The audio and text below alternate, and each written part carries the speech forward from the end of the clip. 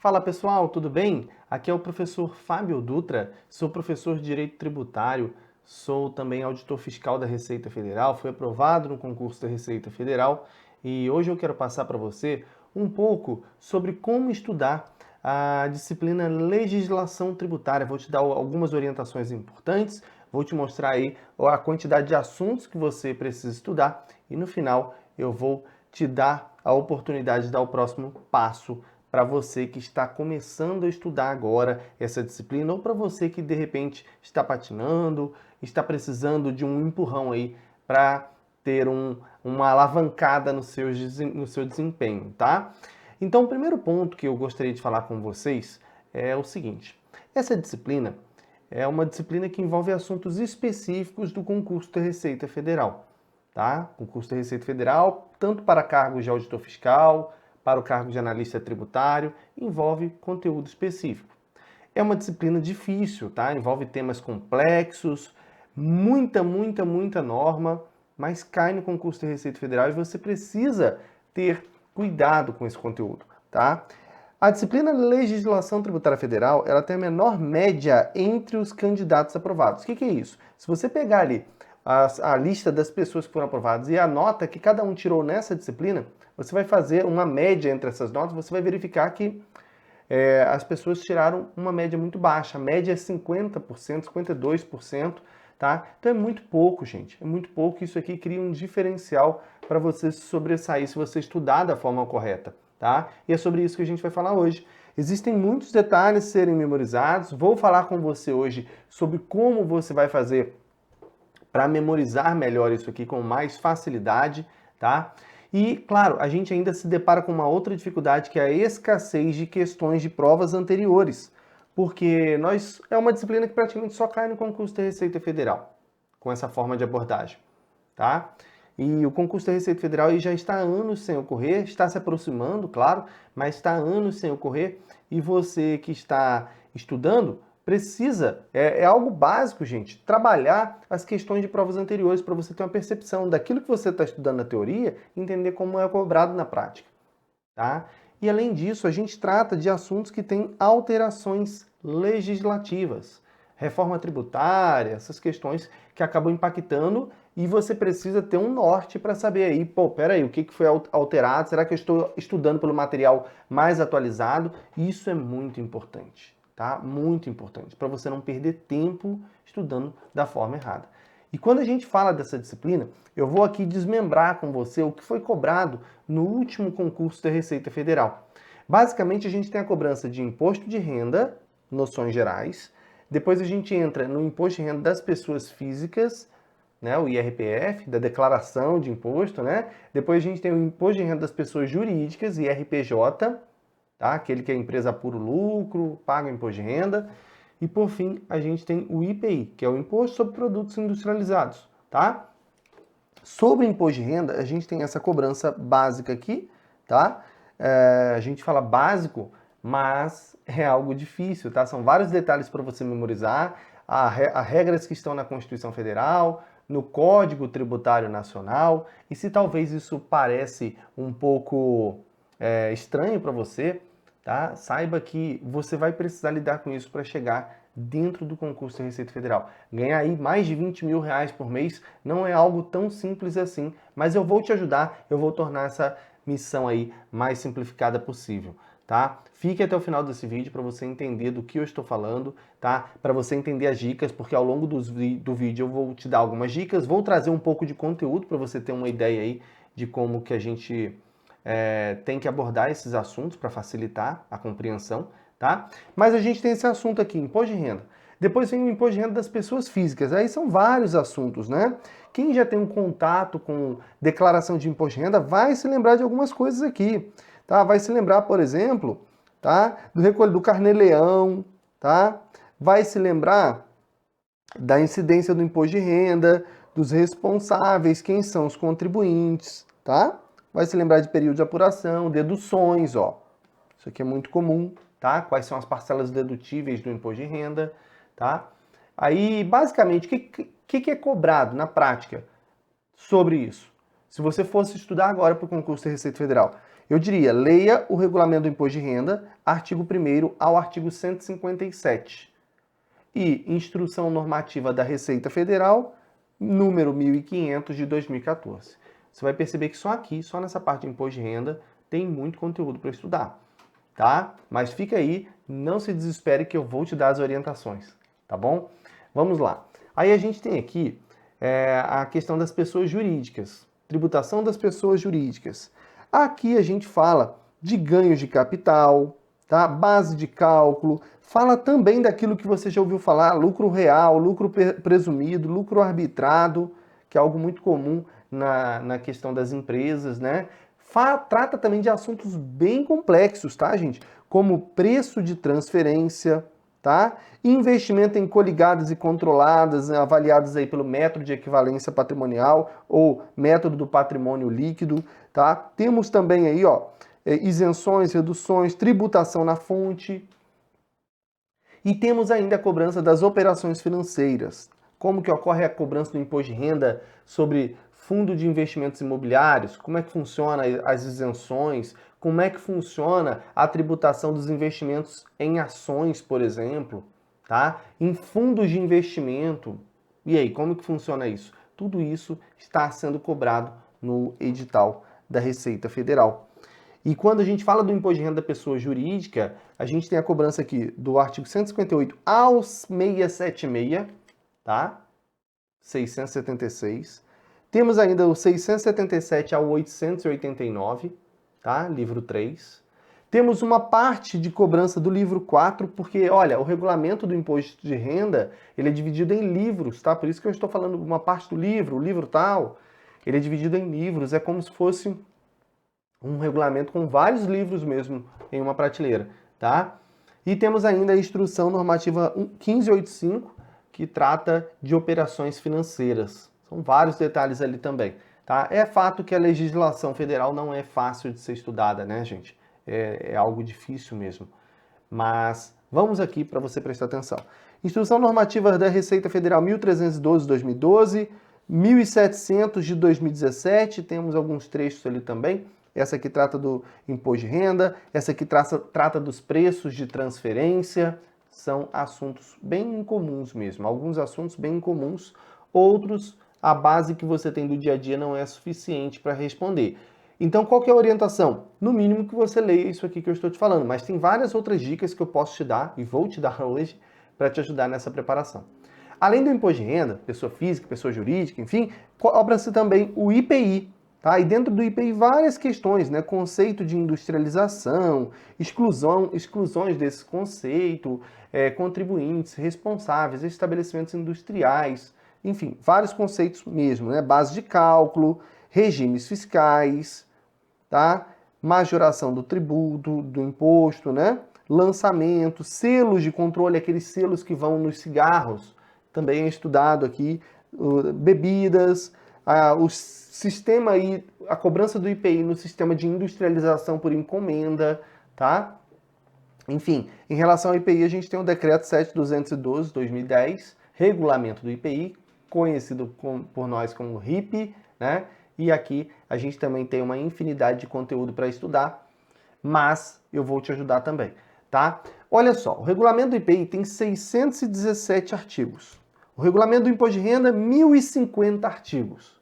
São conteúdos complexos, muitos deles que você nunca viu antes. Mas existe uma forma de facilitar o estudo desse conteúdo. Existe uma forma de facilitar. Eu vou te mostrar agora o seguinte. Você que chegou até aqui, você já é diferenciado. Pode ter certeza de que a média de visualização aqui do YouTube não chega até aqui. Então, se você chegou até aqui, é sinal de que você tem interesse real em ser aprovado do concurso da Receita Federal e já fez muito mais do que a média, né? Que a média não chega até aqui. Agora eu vou fazer uma abordagem de conteúdo com você, tá? Para te mostrar como que, apesar de nós termos assuntos difíceis, é possível trazer boa parte deles para o nosso dia a dia, para tornar a informação mais fácil, mais palatável e, claro, mais simples de memorizar.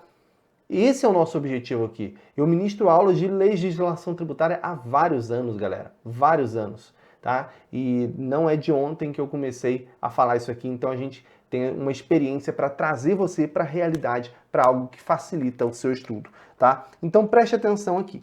Olha só, temos uns desenhos aqui, né? Basicamente, o que eu quero falar com você hoje? Eu quero aproveitar esse momento para a gente fazer uma abordagem sobre o IPI, para você ter uma noção mesmo do que é cobrado. E estudar IPI não é chato assim, como pode parecer. Falando ali os temas, os tópicos que são cobrados, parece algo chato, né? Mas pode ser algo, de certa forma, até prazeroso, porque você vai vendo na realidade como funcionam as coisas. O primeiro ponto, tá? Antes da gente entrar no que está aí no slide, eu quero que você reflita comigo agora. Preste atenção aí. Pare aí o que você está fazendo. Reflita comigo, tá? O IPI é um imposto sobre produtos industrializados, correto? IPI, Imposto sobre Produtos Industrializados. Bom, então o que é um produto industrializado? O imposto incide sobre um produto industrializado. Bom, um produto industrializado é um produto que passou por um processo, passou por uma operação de industrialização, tá? Então, produto industrializado é o que sofre a incidência do IPI e ele tem que passar por um processo de industrialização, tá? Esse processo de industrialização é importante a gente entender o que é considerado industrialização, tá? E por que é importante isso? Por que a gente estuda isso na legislação federal? Ora, para a gente saber exatamente o que vai ser considerado como sujeito ao IPI e o que não está sujeito ao IPI. O que for considerado industrialização vai resultar em um produto industrializado e gera a incidência do IPI, tá? Bom, então agora que você já entendeu que o produto industrializado é aquele que resulta de uma industrialização, a gente precisa entender o que é uma industrialização. Bom, industrialização é aquilo que, de certa forma, vai alterar a finalidade do produto, a sua apresentação, vai aperfeiçoar esse produto para consumo, vai melhorar o seu acabamento, tá? E aqui eu vou citar alguns exemplos que já constam na legislação tributária, que já foram cobrados na prova da Receita Federal, e você já vai ter uma ideia na prática do que costuma ser cobrado neste assunto inicial, tá? Bom, nós temos 5 exemplos de operações de industrialização contidas no regulamento do IPI. Uma delas, né, é a transformação. O que é transformação?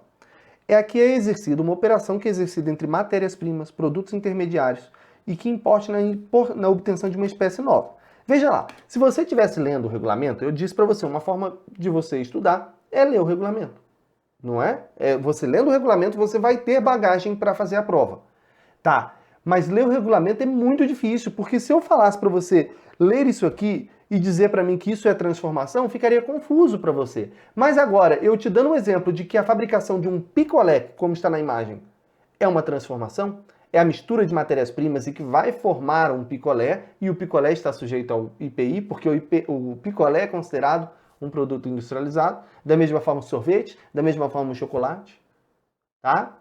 Então veja que já deu uma facilitada, né? Outro exemplo aqui.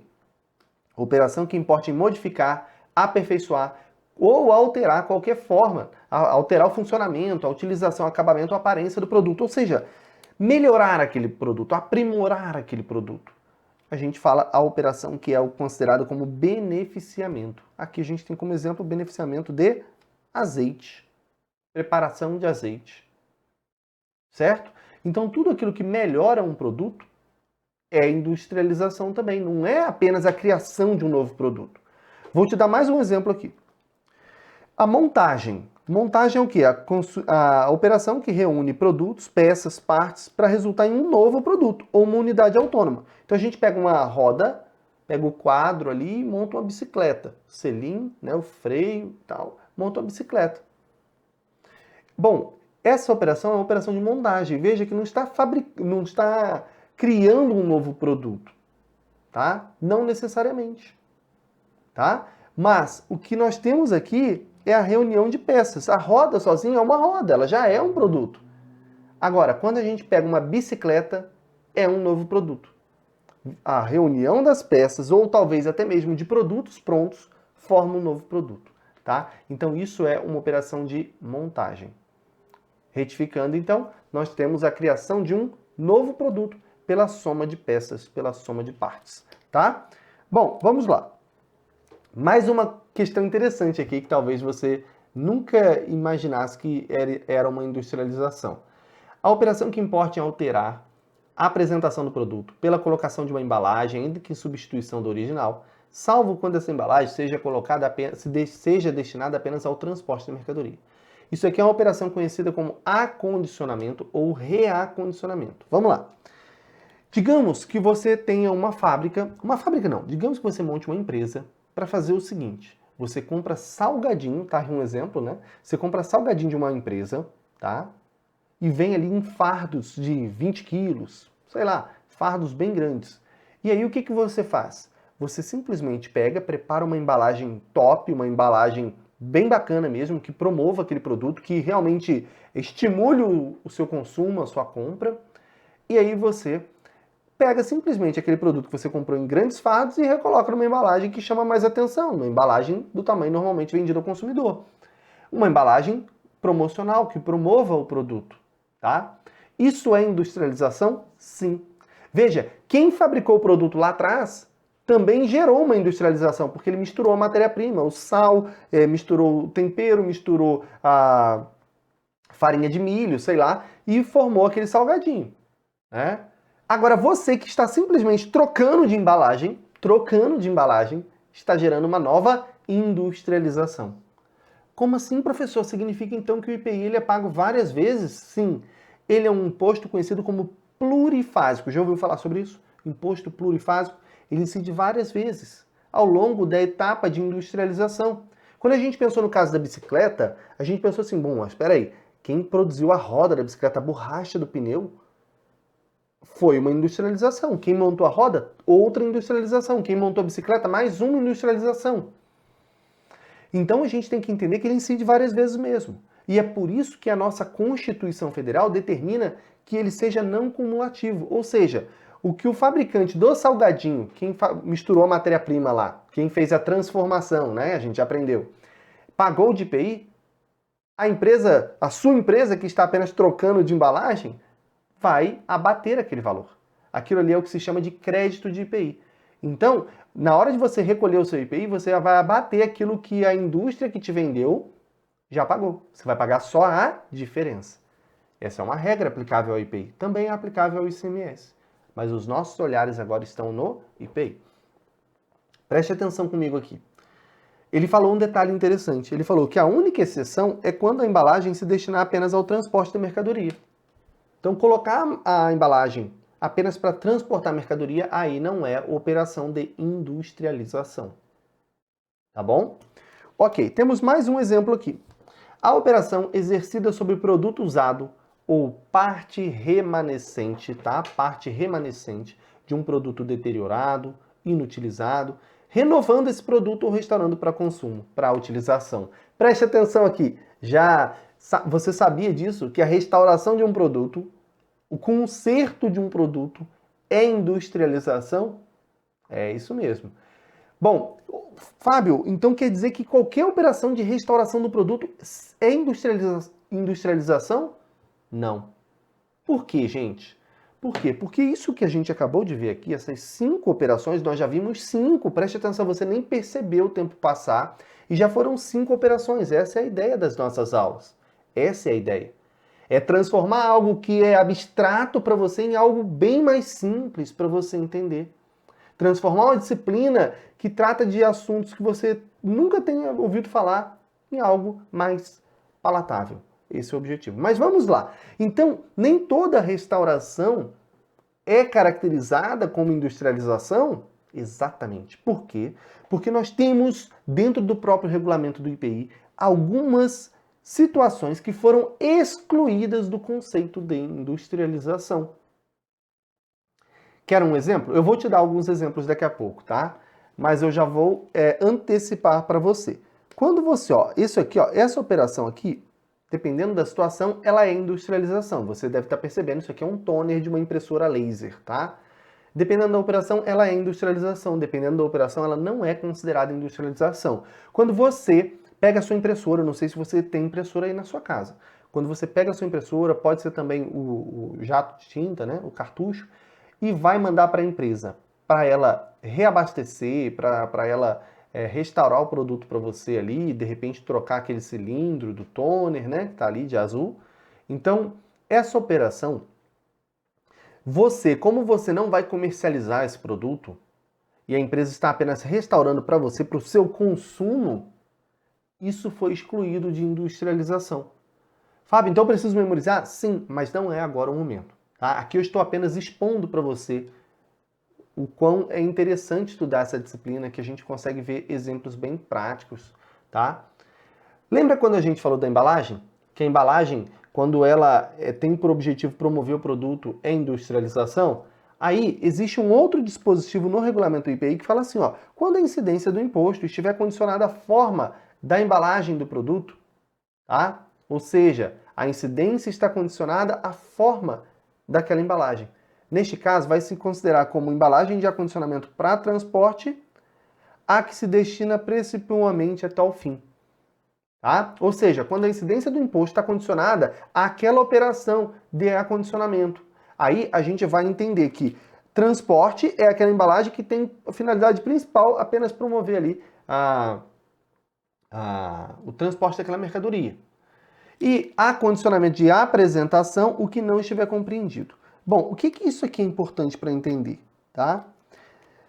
É o seguinte, o regulamento também diz exatamente o que é transporte, o que não é. Mas ele diz assim, olha, a gente vai explicar aqui tudo o que é transporte. Eu nem vou entrar no detalhe hoje aqui com você, tá? Não vou entrar no detalhe. Mas eu quero que você entenda. O regulamento vai falar todas as situações que são consideradas transporte. Ó, tudo que se enquadrar aqui, aqui, aqui é transporte. Tudo que não for transporte, que não estiver em uma dessas regrinhas, será de apresentação. E a embalagem de apresentação tem incidência do IPI.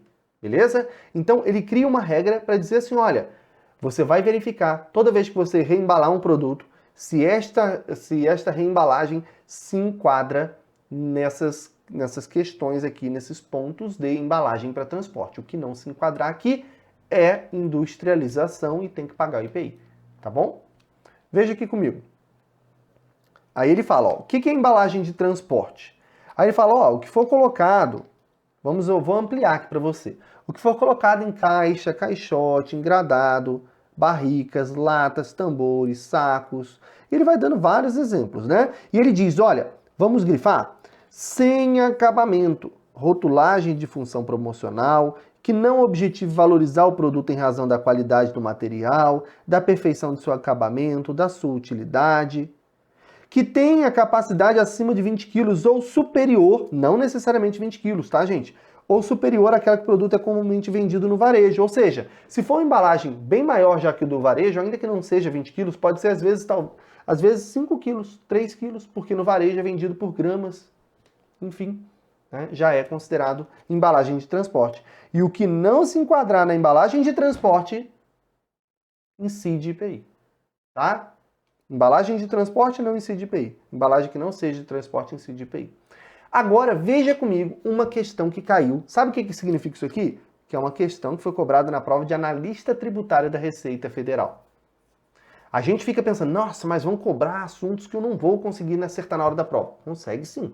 Olha só, a alteração da apresentação do produto pela colocação da embalagem, ainda que em substituição da original, salvo quando a embalagem colocada se destine apenas ao transporte, essa colocação de embalagem é considerada industrialização para fins da incidência do IPI. Olha só, ela é considerada industrialização. Tá certo? Sim, salvo quando for para transporte. Aprendemos. Fechou, acertamos a questão. Tá? Acertamos a questão. Agora, lembra que eu te disse, olha, nem tudo que a gente aprendeu em transformação, beneficiamento, montagem, acondicionamento e recondicionamento, não confunda acondicionamento com recondicionamento, tá? Nem tudo que está ali, que a gente viu, é considerado industrialização. A princípio é, mas o próprio regulamento do IPI, aqui no artigo 5º, ele citou várias situações, várias exceções de situações ali que não são consideradas industrialização, para se enquadrar na realidade do dia a dia. Bom, vamos começar com um caso bem interessante. Preste atenção aqui comigo. Agora, não fique lendo o quadro não, preste atenção aqui comigo. A gente aprendeu que quando você mistura produtos, mistura matérias-primas e forma um outro produto ali, a gente tem o quê? Uma transformação. Eu dei o exemplo do picolé, do chocolate, do sorvete, não foi isso? Agora vamos pensar no sorvete. E vamos pensar ainda no restaurante. O restaurante não mistura matéria-prima? Não mistura o arroz, mistura de repente ali, vamos pensar no exemplo aqui, né? Ele mistura uma massa com queijo, com molho e forma ali, né, um nhoque, por exemplo, uma massa, né? Seja o que foi, né? Estrogonofe, temos várias outras coisas. Vários exemplos, né? Uma lasanha. E aquilo ali é uma transformação, tá? É uma transformação. Se não fosse essas regras que a gente tem aqui no regulamento IPI, todo restaurante teria que pagar IPI. Teria que pagar IPI, tá? Por quê? Por quê, professor? Mas ele não é indústria. Ele está vendendo para o consumidor. Pera aí. O que é uma indústria para fins do regulamento do IPI, para fins de apuração desse imposto? É quem executa a industrialização.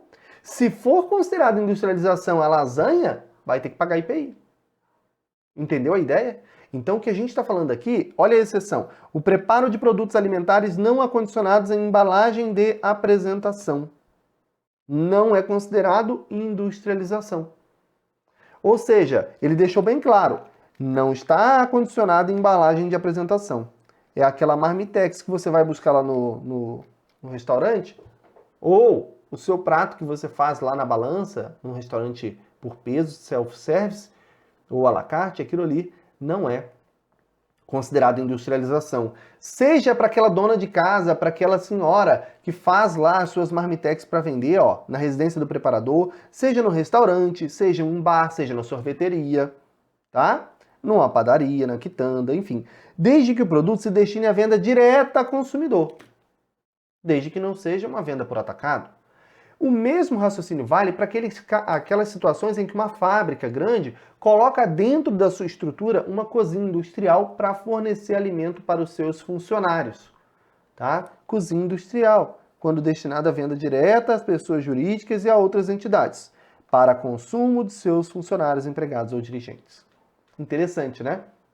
Aí veja como isso aí pode ser cobrado em prova. Por que eu falo em pode ser cobrado em prova? Porque aqui são questões inéditas que eu elaboro nos meus cursos para deixar os alunos ali. Lembra que a gente falou lá no começo que existe uma escassez muito grande de questões de legislação? Então, o nosso objetivo é preparar inúmeras questões, dezenas, centenas de questões inéditas para suprir essa demanda e você poder exercitar. Para quê? Para consolidar o assunto na memória. Então veja aqui, ó.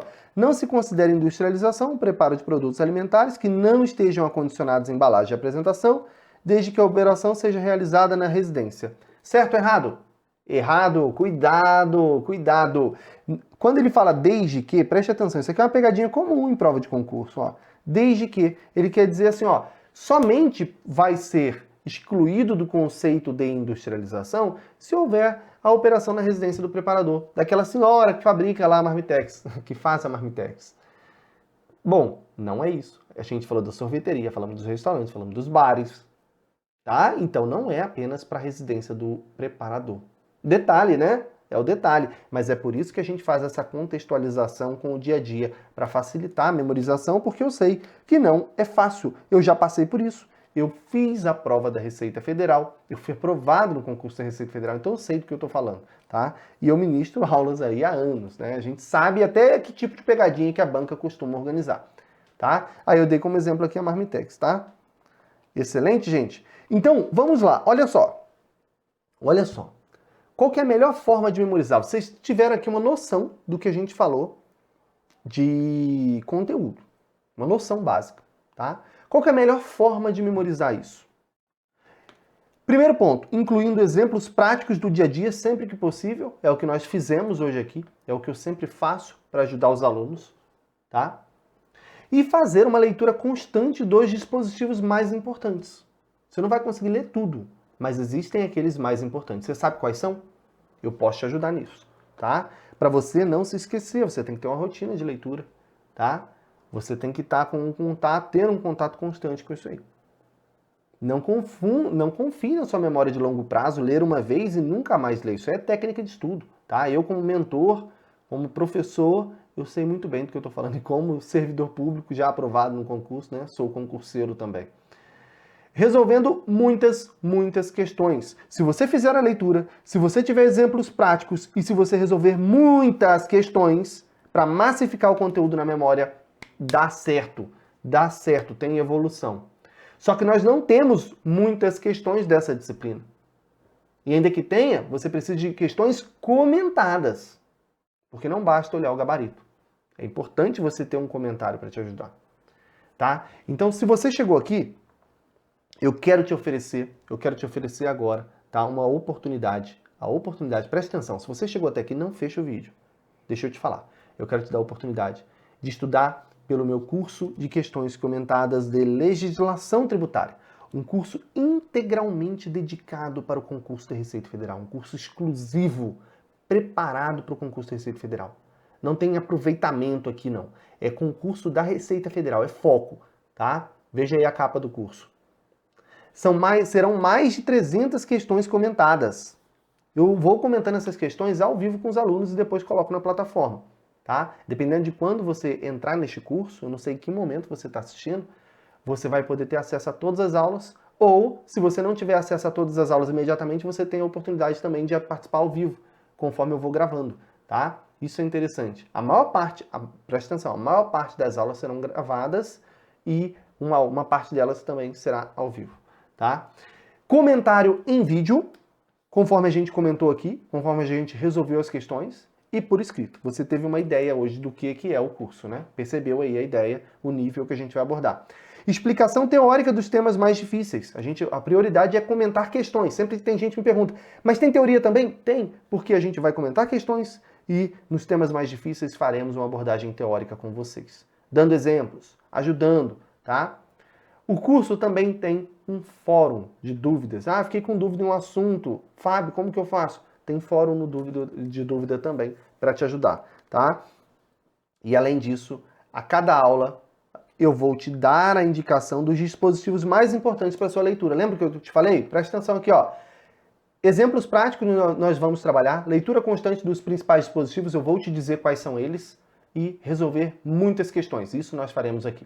Em vídeo você pode assistir em velocidade acelerada, pode baixar os slides, pode assistir quantas vezes quiser o vídeo, não tem problema nenhum, tá? Eu quero que você tenha um aumento aí no seu desempenho. Esse é o nosso objetivo principal, tá? Se você não me acompanha no Instagram, eu trago conteúdos diariamente no Instagram, tá? Se você ainda não me acompanha no Instagram, você tem a oportunidade de ir lá. Mas olha só, antes disso, eu vou te dar uma oportunidade aqui. Esse curso aqui, gente, está com as matrículas abertas. É um curso recente que eu estou preparando. É um curso que vai ficar atualizado conforme possíveis reformas tributárias aí, né? Que tem muita gente que vai ser atualizado. Sim, tá? A duração mínima desse curso, tá? O período de acesso mínimo é de 1 ano. E se você está estudando para a Receita Federal, quer estudar para a Receita Federal, o curso é para você mesmo, tá? O acesso é longo, você pode assistir quantas vezes você quiser, tá? Não tem problema nenhum. E você pode falar comigo lá se você tiver dúvida. E esse curso aqui é esse investimento aqui, mas segura aí. Porque se você está assistindo esse vídeo aqui, você é privilegiado. Você tem acesso a R$50 de desconto com um cupom de desconto. Existe um cupom de desconto para você que assistiu o vídeo até aqui, tá? Que quer participar. E esse valor ainda pode ser parcelado em 12 vezes de R$24. Enfim, é menos do que uma pizza, bem menos. A metade do valor de uma pizza por mês. Tá? Você tem acesso a esse conteúdo muito bacana, esse conteúdo dedicado integralmente ao concurso da Receita Federal. Isso é forte, isso é diferencial para a prova da Receita. Lembre-se de que a disciplina foi a mais difícil do último concurso da Receita Federal. Então aqui você vai ter um diferencial para esse concurso. O cupom é auditor, é isso que você vai digitar na página de matrícula. Fábio, onde está a página de matrícula? Aqui na descrição desse vídeo, matrícula para o curso e você pode entrar.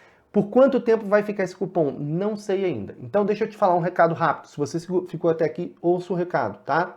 Eu não sei por quanto tempo vai ficar esse cupom, tá? Se você quiser entrar agora, clique aqui. Digite o cupom. Se o cupom validar, é porque você chegou a tempo. Se o cupom não validar, é porque você não chegou a tempo, tá? Eu espero que você tenha assistido esse vídeo no momento para participar desse cupom, tá? E garantir mais R$ 50 de economia aí na sua preparação. Mas independentemente de cupom, deixa eu te falar uma coisa. Tente lá, tá? Não se esqueça de tentar, não. Mas independentemente disso, deixa eu te dizer uma coisa. A gente está falando de um concurso que vai pagar R$ 20 mil por mês. Ouça de novo. R$ 20 mil por mês. Por mês. Não é uma vez de 20 mil. São todos os meses, tá? São quase R$ 300 mil por ano. E isso aqui, olha, esse valor desse curso aqui, isso aqui é irrisório. É só uma barreira de entrada para você entrar, para mostrar que você está comprometido com esse objetivo. Isso aqui é irrisório. A gente está falando de quase R$ 300 mil por ano. É muito salário, gente. Então, independentemente desse curso, independentemente de quais são os outros investimentos que você vai fazer nos seus estudos, deixa eu te dar um recado. Invista em você, invista com o melhor material, invista na sua preparação. Porque o primeiro salário seu vai pagar tudo e vai sobrar troco para você viajar, tá? Vai pagar tudo e ainda vai sobrar troco para você. Então, fique tranquilo, faça investimento em você. Independentemente de qualquer coisa, eu quero que você seja aprovado, eu quero que você busque a sua aprovação, tá? Conte comigo, se tiver alguma dúvida pode mandar no Instagram, tá? Vou deixar aqui, ó, mas não se esqueça de validar o seu cupom, tá? Prof. Fábio Dutra, tá bom? Lá no meu Instagram. Se você tiver alguma dúvida sobre o curso, pode me mandar. Estou à disposição, tá bom? E eu sempre digo aqui, estamos juntos até a aprovação. Vejo você na próxima aula, vejo você dentro da área do aluno. Fechou? Valeu, um grande abraço.